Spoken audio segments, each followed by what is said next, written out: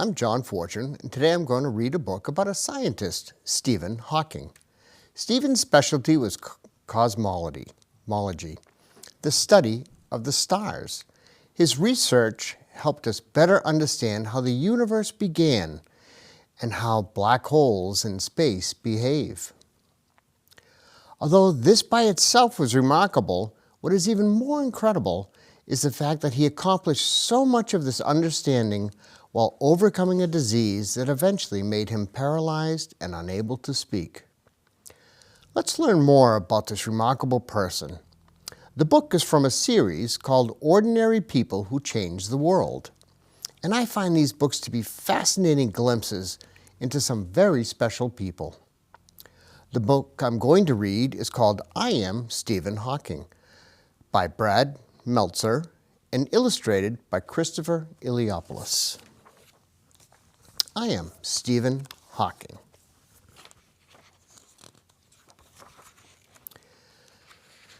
Do you know what a boundary is? It's something that tells you the limit, how far you can go. But nothing can limit our minds. Today, people call me one of the smartest thinkers of all time. But on my first day at preschool, I cried non-stop because I missed my parents so much. How's the new kid doing? Oh, he's gonna need some help.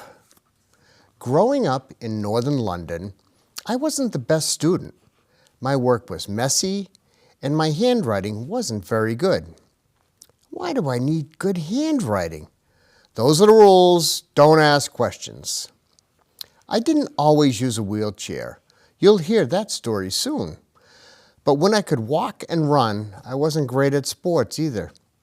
When it came to choosing teams, I was almost always the last one picked. I guess we're stuck with Hawking. When I was 12 years old, a schoolmate made a bet that I would never be successful. I'll bet you a bag of candy on it. You got it. Sometimes it can be hard when you're different, but I like seeing things in my own way, a more creative way. When my dad built a dollhouse for my sister, I added plumbing and lighting. Now your dolls can see better. I guess that does make sense. I was also very curious, taking apart my toy trains to see how they worked. So that's how it runs. I wasn't so good at putting them back together. Thankfully, my parents encouraged my curiosity. In our house, we did a lot of what you're doing right now, reading books. Our house was full of them, on the shelves, on the furniture, everywhere. Since we had almost no heating, the walls of books helped keep the cold out. If you came over to my house for a play date, sometimes my family would even read during dinner.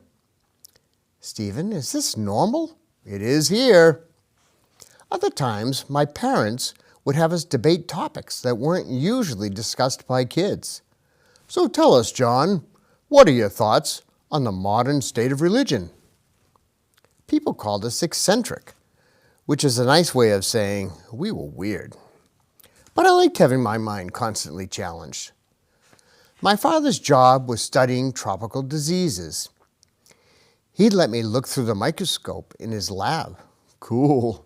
He'd even show me around the insect house where he kept infected mosquitoes. Dad, should I be worried? You're fine. But the best gift my parents gave me was nurturing my sense of wonder. We'd lie on the grass staring up at the sky. The stars called to me. What was beyond called to me? Where did it all come from? How did it begin? And where do you think it all ends? You mean the universe? All of it. Where does eternity come to an end? Haven't you ever wondered? How can there be something without a finish? That's a beautiful question. My parents taught me to question things and think big. They taught me to use research and science to find answers. The human mind is incredible. It can imagine the beauty of the heavens or the tiny particles we're made of. But to achieve our full potential, we all need a spark.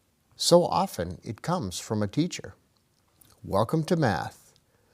Mr. Tata opened my eyes to the power of math. Math is the blueprint of the universe. Measure how far the stars are, and you can map the galaxy. Behind every exceptional person is an exceptional teacher. In high school, my sense of wonder grew. My friends and I would invent games and build computers together. Look, we made it out of pieces of clocks and old telephones. Look how small this computer is. We got it down to the size of a refrigerator. Best of all, we'd have long conversations about whatever we found interesting, from radio-controlled cars to one of my favorite topics. How do you think the universe actually started? That's a really good question. To find the answer, I needed to understand something called physics, which is the study of matter and energy and how they work in time and space. Since nearly everything is made of matter, we hope physics can show us how the universe began and how matter and energy behave throughout the universe. That sounds fascinating, really. I started college when I was 17. I didn't have many friends, so I joined the boat club to meet people. Since I was the smallest, my job was to steer until everyone went to row. But in my first race, I accidentally sent the boat off course and got us disqualified. What'd you do? You messed it up. Here's my real secret. Back then, I wasn't always interested in my schoolwork. I cared more about going to parties. Soon enough, though, life was about to take an unexpected turn. In my last year of college, I fell down some stairs, thinking I was clumsy. At first, the doctor made a joke of it. Stop partying so much. Over the next year, it got worse. My body was getting harder to control. At 20 years old, I didn't want anyone to worry, so I kept my fears to myself. That's weird. Why is my hand shaking? At Christmas, I fell while ice skating and couldn't get up. My mother knew something was really wrong. You need to go to the doctor. After many tests, I got terrible news. I had a rare disease called ALS, amyotrophic lateral sclerosis, which affects the nerve cells until the muscles in your body don't work anymore. So my arms are going to stop working, and then the rest of my body won't work either? I'm sorry, Stephen. They told me I had 2.5 years to live. I was 21 years old. I was scared and in shock. But when they told me my life would end, it made me realize how much more I wanted to accomplish. Right then, every new day became a bonus. Where are you going? To the library. I haven't figured out how the universe works. Whatever time I have left, I need to make it count. With life, I had hope. My disease was breaking my body. Eventually, it would slur my speech and then take my voice entirely. But the one thing it could never touch, my brain. Do you know what else happened to me? I fell in love. This is Jane, whom I married. Now I have something to live for. I started working even harder, and to my surprise, I liked it very much. One of my biggest eureka moments came while I was getting into bed. I had to go very slowly because of my disability, which meant I had more time to think. Easy, there you go. I've got it. Got what? Black holes. A black hole is an area in outer space with gravity that's so powerful, nothing can escape its pull.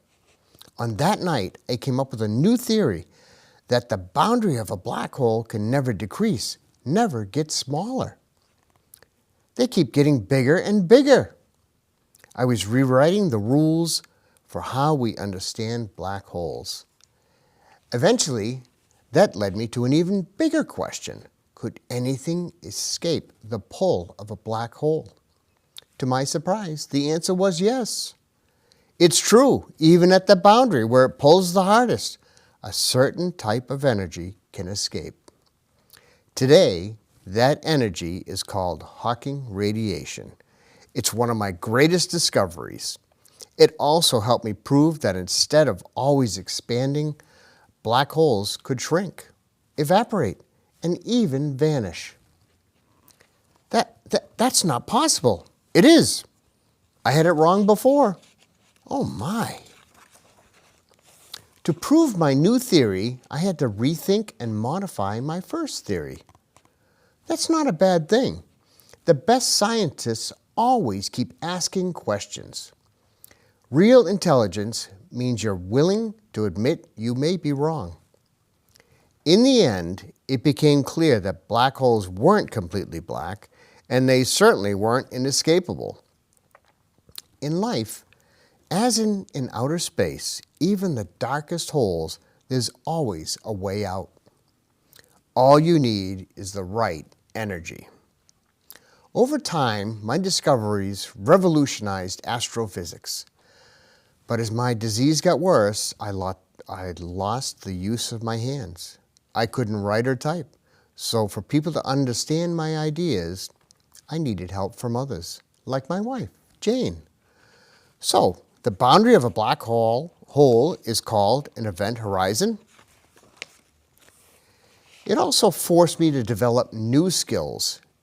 I wasn't great with mathematical equations. Instead, I began to explore the universe with my mind, thinking in pictures. Mentally traveling through time and space, trying to imagine how the universe works. When the body loses one set of tools, it sometimes finds new ones. My disease took so much from me, but it also gave me skills that nobody else had, helping me use my creativity to solve problems nobody else could. Eventually, I realized that the universe has no boundaries, just like the human mind. In my early 30s, I used an electric wheelchair for the first time. I even took it to San Francisco and went racing down the hills. Professor Hawking, no! My wife and I were some of the first people to advocate for ramps so people with disabilities could navigate like everyone else. If you don't have a ramp, there's no way for others to get up those stairs.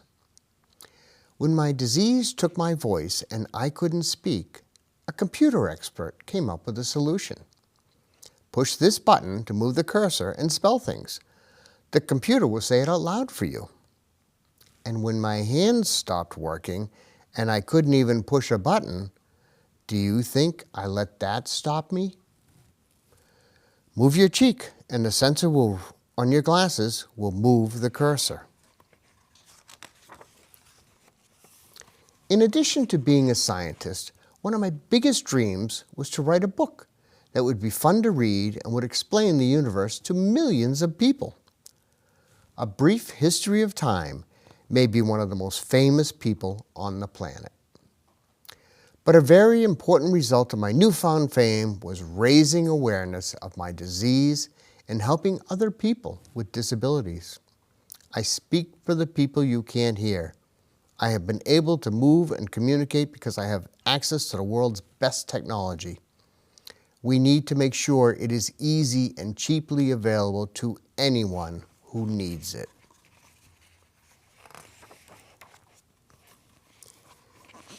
In my life, people saw someone who was odd, who was different, who was disabled. But they didn't always see me. I am more than my wheelchair. I am more than my robotic voice.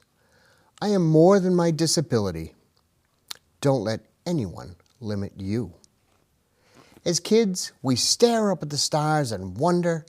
We believe that anything is possible. That should never change. Life can bring hardship, but it can also bring hope. Stay curious and keep rolling forward. When you do,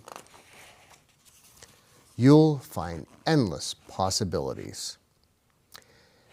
As one of the world's top physicists and cosmologists, Professor Hawking was awarded the Presidential Medal of Freedom and was recognized with many top scientific honors.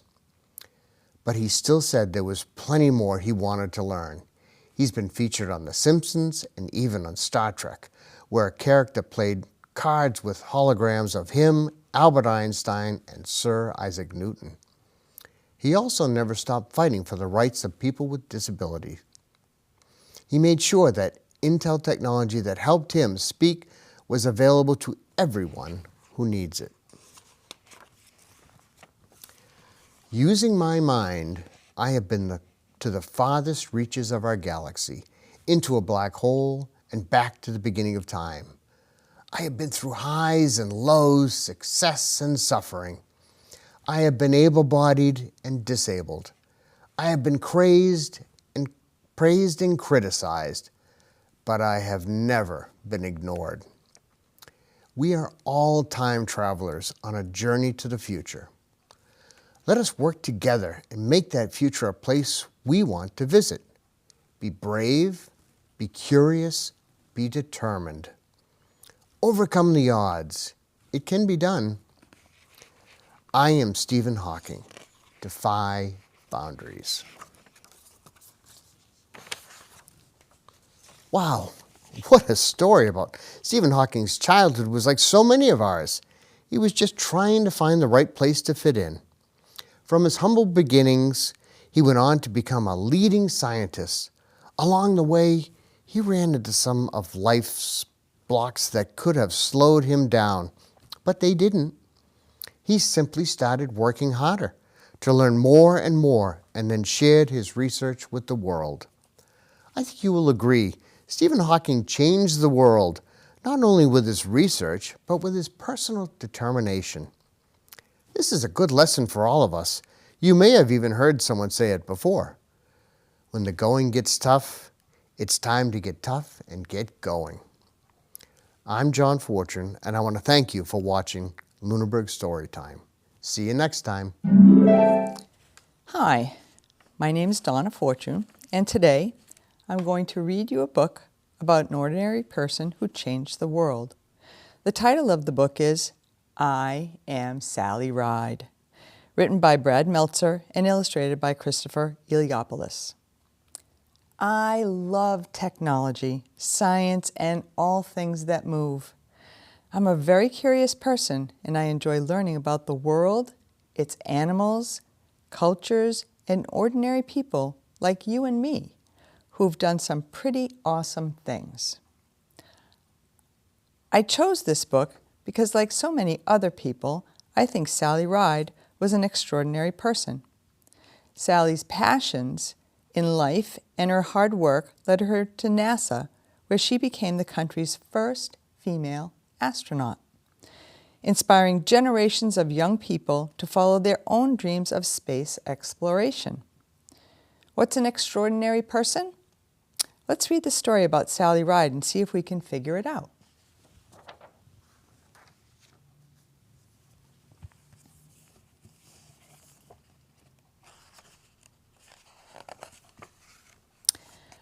I am Sally Ride.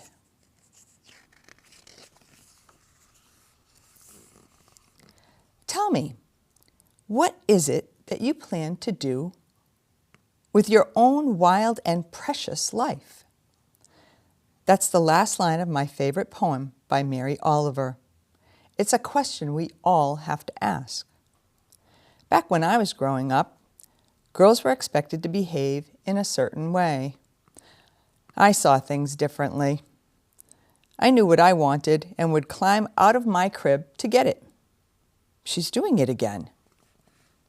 According to my parents, I was always running and moving, playing games with my sister, whom I called Bear. I can't catch her. She's too fast. They called me a terror on a tricycle. I'd hop on anything that I could move, strollers, wagons, bicycles, roller skates, sleds, a pony. On our trampoline, where I pretended to be Mighty Mouse. Here I come to save the day. And at Disneyland, where I loved the fastest roller coasters. Faster! Make it go faster! Remember this part. It's going to be important later. If you want to understand me, you also need to understand my favorite TV show, the very first cartoon show on television, Crusader Rabbit. I'd spend hours pretending I was trying to make the world a better place. I'd throw myself into danger's way, and then my sidekick, Rags the Tiger, would race in behind me. I'll stop this bad guy. You tell him, Crusader Rabbit. Crusader Rabbit didn't have any special powers. He just ran fast and was full of so much hope he could make the impossible happen. Thankfully, my parents had a clear rule. They wanted their daughters to achieve, not conform. There's no limit to what you can do or what you can be. Explore the things you love. That may sound obvious, but back then, girls were treated different from boys. At school, they'd put girls in cooking classes, expecting us to do all the work in the kitchen. But in my house, my dad did the cleaning with us, always teaching us that girls and boys were equals. It ran in the family. My grandpa Andy bought me a baseball glove and taught me to play. He even sawed off a bat to make it smaller so I could hit. There you go. You've got great reflexes. Remember this part. It's going to be important later. I was great at tennis too, one of the top ranked for my age in Southern California. I could also throw footballs and baseballs better than most boys.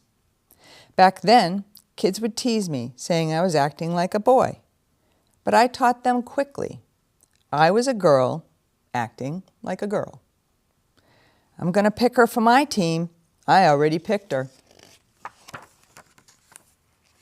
In school, I was sometimes a bit shy. Luckily, my teachers encouraged the things I loved. Like science and math, I wanted to learn more. How are those brain teasers going? Good. You have more? I certainly do. My parents got me a 16-inch long Bushnell Sky Rover telescope. I'd drag it to the front lawn and look for my favorite constellation. There, I can see it. On February 20th, 1962, I was in 6th grade. I remember my science teacher wheeling in a TV so we could watch John Glenn take off into space. 3, 2, 1. After the launch, I was still clenching my fists. I was so sweaty. At that time, it didn't make me want to be an astronaut. Back then, there were no female astronauts. It's hard to have a dream when you're not allowed to participate. In high school, my teachers continued to encourage my love of science and math. You should take physics, studying how the universe works. But that's only at the local college. You can do it. Today, people want to know how I made it to outer space. It's simple. People always told me, yes, I could achieve my goals. My teachers made it clear the world needs great female scientists.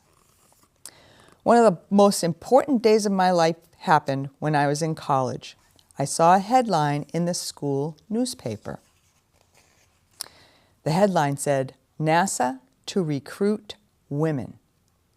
For the first time ever, the U.S. was looking for new astronauts. Space exploration was changing.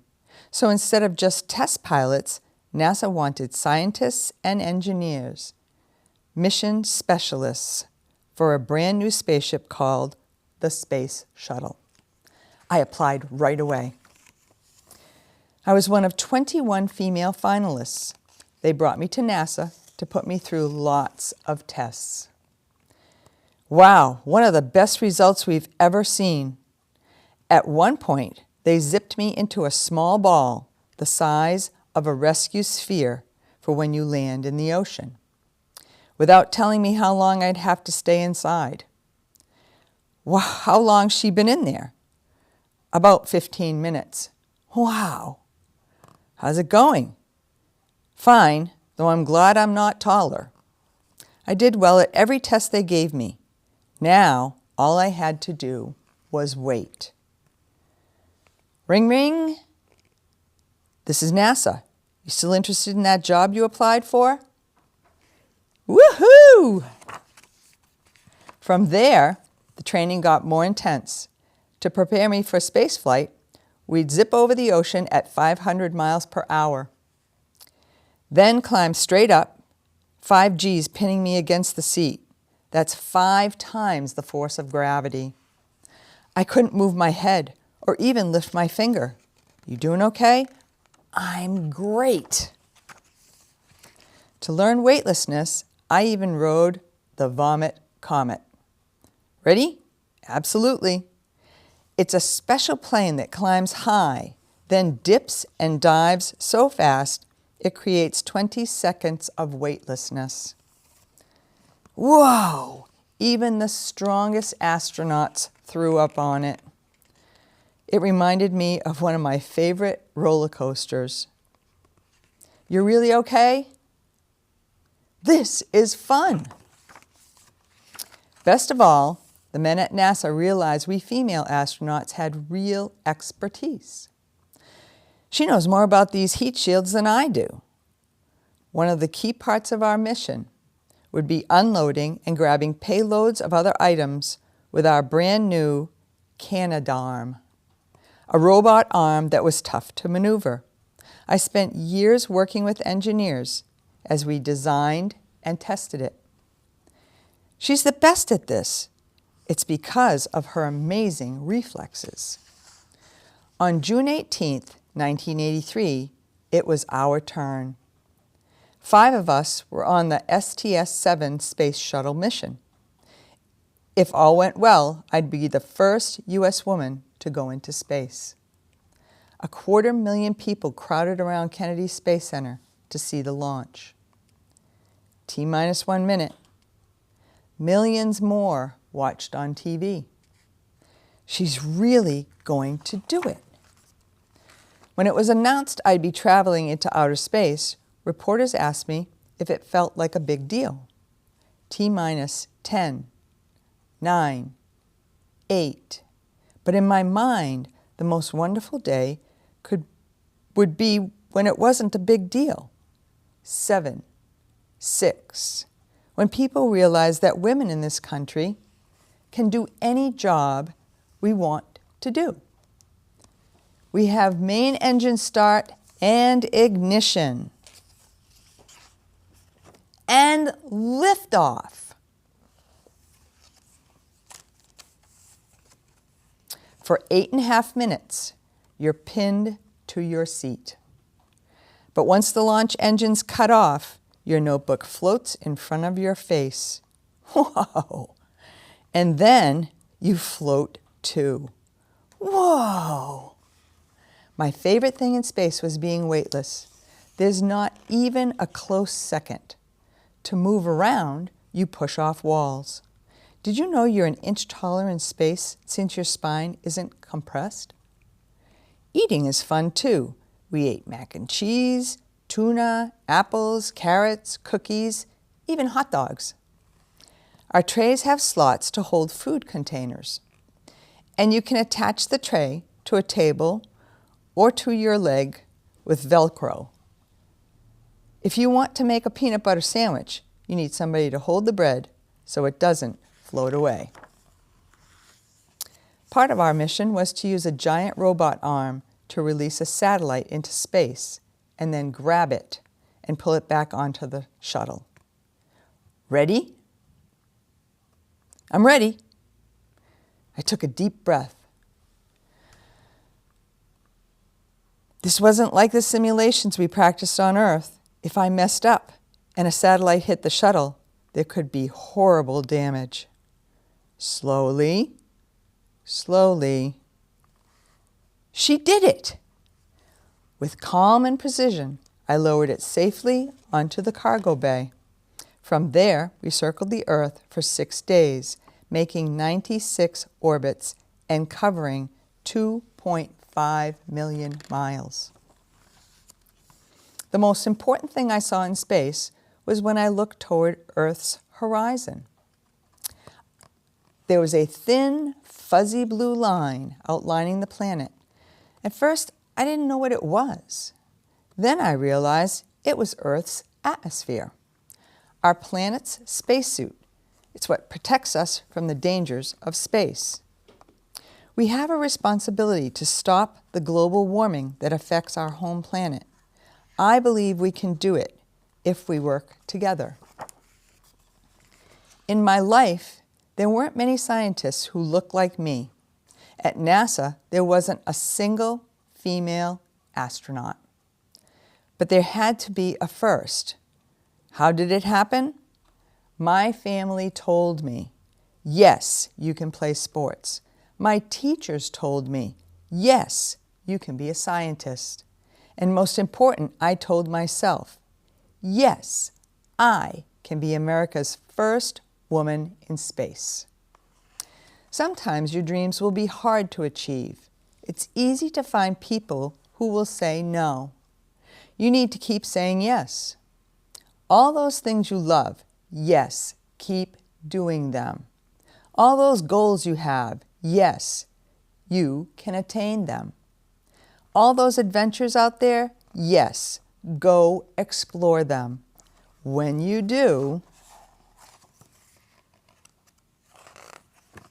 you'll blast your way to the stratosphere. After NASA announced Sally Ride's first flight, the enrollment of girls at space camp rocketed from just 8% to 30%. You should study science too. You're what a scientist looks like. Her second flight into space was the first to carry 2 women, including mission specialist Kathy Sullivan. You know what else Sally brought into space? A white scarf, once worn by Amelia Earhart. Eventually, Sally Ride encouraged NASA to embrace Mission to Planet Earth.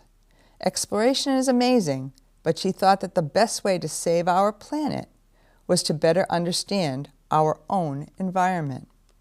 Sally Ride said that kids like you, yes, you, are the perfect age to see people eventually set foot on Mars. Who knows, it might even be you. Tell me, what is it you plan to do with your one wild and precious life? Start with what you love. Push yourself. And when you see an opportunity, grab it. If space taught me anything, it's that there's no limit to what you can achieve. The world needs more female astronauts, more female physicists, more female scientists. You can be the first to do the thing we haven't even dreamed of yet. The impossible happens for one reason, because you believe it. I am Sally Ride. I explore the universe of possibilities.